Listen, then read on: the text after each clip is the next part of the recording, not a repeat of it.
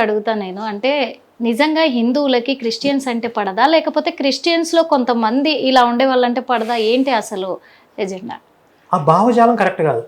క్రైస్తవ భావజాలం ఏదైతే ఉందో నా మతమే ప్రపంచం అంతా విస్తరించాలి, ఇంకా వేరే మతస్థులు ఎవరు ఉండకూడదు భూమి మీద, నా మతంలో ఉన్నవాడే రక్షించబడతాడు, మిగిలిన వాళ్ళందరూ శిక్షించబడతారు, ఇది ఒక దుర్మార్గమైనటువంటి ఐడియాలజీ.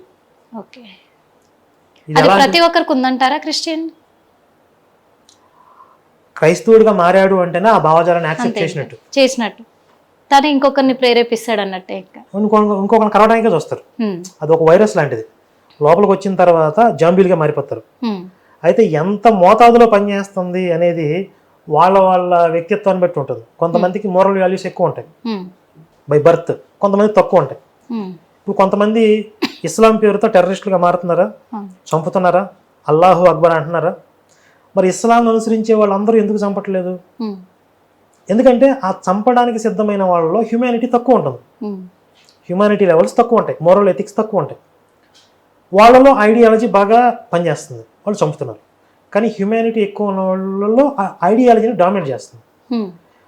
కాబట్టి రెండు ఫోర్సులు పనిచేయాలి. ఇక్కడ ఐడియాలజీ పనిచేయాలి, వాళ్ళలో సహజంగా ఉన్నటువంటి వ్యక్తిత్వం దానికి అనుకూలంగా ఉండాలి. అలాగే ఈ క్రిస్టియన్ ఐడియాలజీని సపోర్ట్ చేయడానికి కూడా వాళ్ళలో కొంచెం హ్యూమానిటీ ఎథిక్స్ తక్కువ ఉంటే కనుక వీళ్ళు ఫిజికల్గా అటాక్ చేయకపోయినా మెంటల్గా ఇంకొకరిని కొరకడానికో మానసికంగా హిందుత్వాన్ని ద్వేషించడానికో వీళ్ళు ఎప్పుడు సిద్ధంగా ఉంటారు. కానీ మీరు చెప్పింది వాస్తవమే అనుకుందాము. కానీ ఇంత జరుగుతున్నా, ముస్లింల నుంచి ఇన్ని దాడులు జరుగుతున్నా, క్రైస్తవుల నుంచి ఇన్ని అన్యాయాలు జరుగుతూ వాళ్ళు క్రైస్తవులు మొత్తం హిందువులని ఆ మతంలోకి మార్పిడి చేసుకుంటున్నా కానీ ఎందుకు హిందువులు కదలక మెదలక అలాగే ఉన్నారు? ఎందుకు వాళ్ళని ఎదిరిగలేకపోతున్నారు? ఇప్పుడు తిరుగుబాటు మొదలైంది ఆల్రెడీ. అంటే చరిత్రలో జరిగిన వాస్తవాలన్నిటి కూడా అర్థం చేసుకుని ప్రస్తుతం వర్తమానంలో వీళ్ళు ఏ ఎజెండాతో పనిచేస్తున్నారు. ఒక మతం ఏమో మా మత సామ్రాజ్యంగా మారేస్తామని వాళ్ళు, ఇంకొక మతం మా మత సామ్రాజ్యంగా మారుస్తామని వీళ్ళు. ఈ ప్రయత్నాలు స్పష్టంగా హిందువులకు అర్థం అవుతున్నాయి.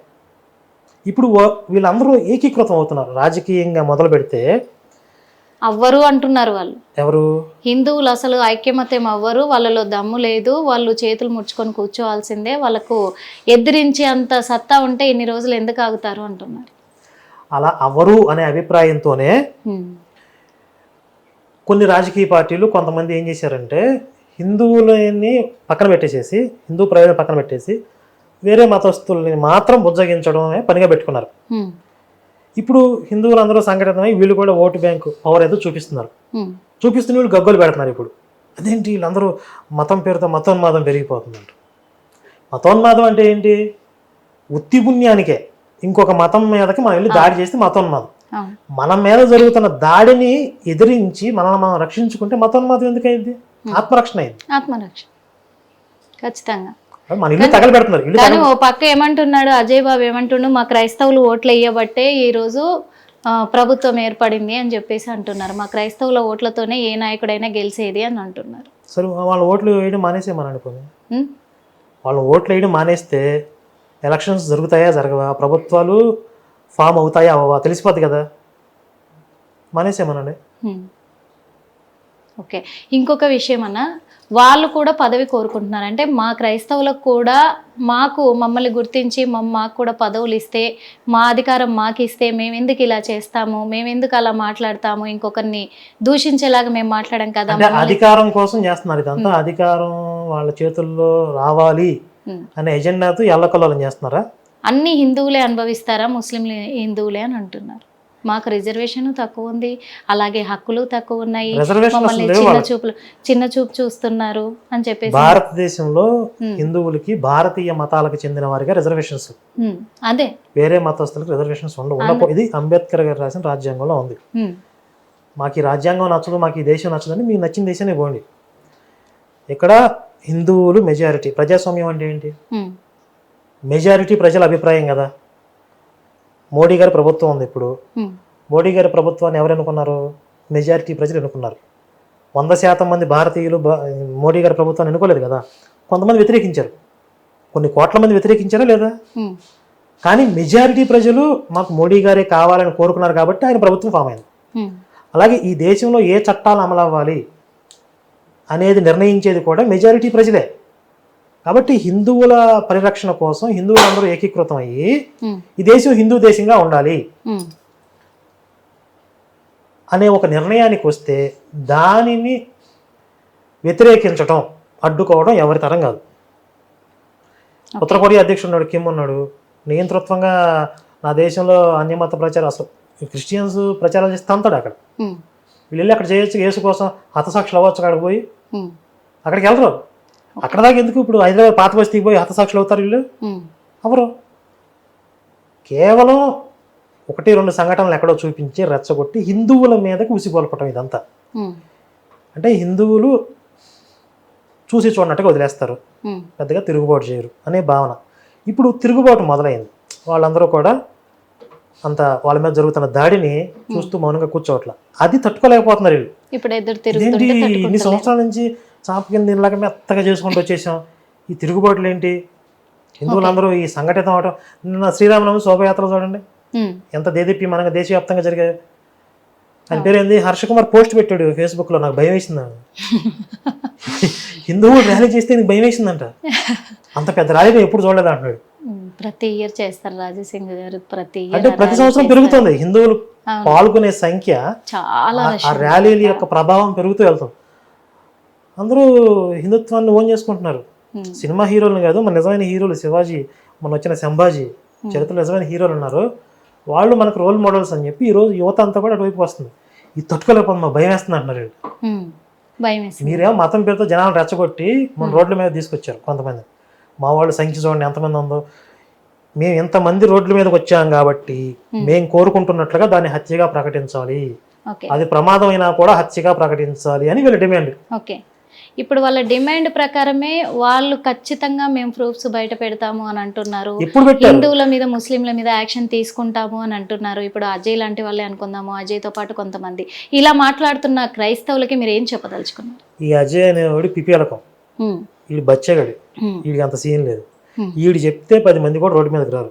మొన్న మధ్య ఖమ్మంలో కలెక్టరేట్ ఎదురు నేను ధర్నా చేస్తాను అంటే 30 మంది వచ్చారు. అందులో 20 మంది ఉపాధి హామీ పథకానికి చెందిన వాళ్ళు, కూలీ ఇచ్చి కూర్చోబెట్టారు. అది వీడి స్టామినా. వీడేదో ఓడపొడి చేస్తాను, పీకి పందిరేస్తానంటే ఊడేదే లేదు. కాకపోతే వీళ్ళ వెనకాల ఈ పిచ్చి కుక్కలను రెచ్చగొట్టి కొంతమంది వెనకాల ఒక మాఫియా ఉంటుంది. వాళ్ళు అల్లకల్లోలం సృష్టించాలి, అల్లలు సృష్టించాలి అనే పథకాలు, వ్యూహ రచన అంతా వాళ్ళ దగ్గర ఉంటుంది. కాబట్టి వీళ్ళ వెనకాల ఉన్నటువంటి ఈ మాఫియా శక్తులు ఎవరు? విదేశీ శక్తులు కూడా ఇందులో ఇన్వాల్వ్ అయ్యే అవకాశం ఉంటుంది. వీళ్ళకి లింక్స్ అక్కడ ఉంటాయి. డైరెక్ట్గా వీళ్ళకి ఉండకపోవచ్చు, మధ్యలో స్టెప్ బై స్టెప్ పనిచేస్తూ ఉంటాయి. కాబట్టి వీళ్ళ వెనకాల అలాంటి శక్తుల ఎజెండా ఏమన్నా ఉందా అని ప్రభుత్వాలు కనుక విచారిస్తే దేశద్రోహుల కుట్రలు బయటపడతాయి. దేశద్రోహుల కుట్రలు బయటపడతాయి. ఓకే అన్న, చివరిగా అడుగుతున్నాను, ఒక సనాతన ధర్మాన్ని నమ్మే వ్యక్తిగా, ఒక హిందువుగా మీరు ఏం చెప్పదలుచుకున్నారు అలా మాట్లాడే వాళ్ళకి? ఈ విషయంలో కూడా ప్రవీణ్ పగడాల మరణం విషయం కావచ్చు, అజయ్ బాబు చేస్తున్న ఈ వ్యాఖ్యలపైన కావచ్చు, ఇంకా కొంతమంది క్రైస్తవులు చేస్తున్న వ్యాఖ్యలపైన కావచ్చు, ఒక ఆధ్యాత్మిక చైతన్యవంతుడిగా మీరు ఏం చెప్తున్నారు? భారతదేశం, హిందుత్వం అనేవి సహజంగా పరమత సహనం కలిగిన దేశం, పరమత సహనం కలిగిన ధర్మం. ఎంతవరకు అంటే మీ విశ్వాసాలు మీరు పాటించుకుని మా విశ్వాసాల జోలికి రాకుండా గౌరవించకపోయినా పర్వాలేదు, వీటిని గాయపరిచే ప్రయత్నం చేయనంత వరకు ఎవరికి ఇబ్బంది ఉండదు. కానీ ఒక ఉన్మాదంతో, ఒక పైత్యంతో నేను నమ్మిన దేవుడే సత్యం, నా మతమే సత్యం కాబట్టి నీ మతాన్ని మార్చేస్తా, నీ మతం లేకుండా చేస్తా అనేటటువంటి దుర్మార్గపు ప్రయత్నాలు చేస్తే ఇంతవరకు చూస్తూ కూర్చున్నట్లుగా హిందూ సమాజం చేతులు కట్టుకుని చూస్తూ కూర్చొని సిద్ధంగా లేదు. ఖచ్చితంగా ప్రతిఘటన ఉంటుంది. ఆ ప్రతిఘటన ఎలా ఉంటుందంటే ఇప్పుడు జరుగుతున్నటువంటి పరిణామాలకే కాదు, చరిత్రలో జరిగినటువంటి నష్టాన్ని కూడా రికవరీ చేయడానికి మేము ప్రయత్నిస్తాం. కొన్ని వందల సంవత్సరాల నుంచి ఈ మాఫియా, ఈ మత మార్పిడి ముఠాలు ఏదైతే సాంస్కృతిక విధ్వంసం చేశాయో ఈ దేశం మీద, ఆ జరిగిన నష్టం తాలూకా దాన్ని అంతటినీ కూడా రికవరీ చేసి ఎవరెవరైతే దారి తప్పి ఈ పాషాణ మతాల్లోకి పోయారో వాళ్ళందరినీ కూడా పునరాగమనం చేసే ప్రయత్నాలు మేము చేస్తున్నాం. ఎందుకంటే హిందూ దేశంగా ఉన్నంత వరకే భారతదేశం సురక్షితంగా ఉంటుంది. ఓకే. హిందుత్వమే భరతమాతకు శ్రీరామ రక్ష. మీరు ఎక్కడ చూసినా కూడా హిందువులు మెజారిటీగా ఉన్న రాష్ట్రాల్లో ప్రశాంతంగా బ్రతుకుతున్నారు. హిందువులు మైనారిటీగా అయిన ప్రాంతాల్లోనే లేదా ఈక్వల్గా హిందువుల సంఖ్యాబలంతో ఈక్వల్గా వీళ్ళు కూడా పెరిగితే అక్కడ గొడవలు జరుగుతున్నాయి. ఇదే ఫార్ములాని వాళ్ళు అన్ని చోట్ల అప్లై చేసి అన్ని చోట్ల వాళ్ళ జనాభాను పెంచుకొని మొత్తం అంతా కూడా భారతదేశాన్ని తగలబెట్టేసి వాళ్ళ మత సామ్రాజ్యంగా మార్చుకుని కుట్రలు చేస్తున్నారు. దీనిని గ్రహించినటువంటి హిందూ సమాజం యువత చైతన్యవంతమై భరత మాతను రక్షించుకునే ప్రయత్నంలో అవసరమైతే మేము సమిధలుగా మారటానికి ఈ దేశం కోసం ప్రాణార్పణ చేసిన వీరులు ఎంతోమంది ఉన్నారు.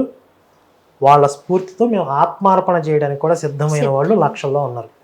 దీన్ని ఎదుర్కోవడానికి సిద్ధమైతే వాళ్ళు రావచ్చు. మరి జైలు నుంచి వచ్చాక అదే పని చేస్తారు. వీడు మా కౌంటే కాదు. తర్వాత తనది ఏంటంటారు అసలు? జైలు నుంచి వచ్చిన తర్వాత బొచ్చుబట్టి నడుకుంటా వస్తాడు చూడండి. అంతే ఆడు జైల్లో చెప్పిస్తారా, ఆ చెప్ప నుంచే బయటకు వస్తాడు ఇలాగా చిల్లరేయండి అని. మీరు బయటకు వచ్చిన ఫండ్ రైజ్ పెట్టకపోతే మీరు నన్ను అడగండి, మళ్ళీ ఇంటర్వ్యూ పెట్టండి. ఓకే అన్న, థ్యాంక్ యూ సో మచ్. ఖచ్చితంగా.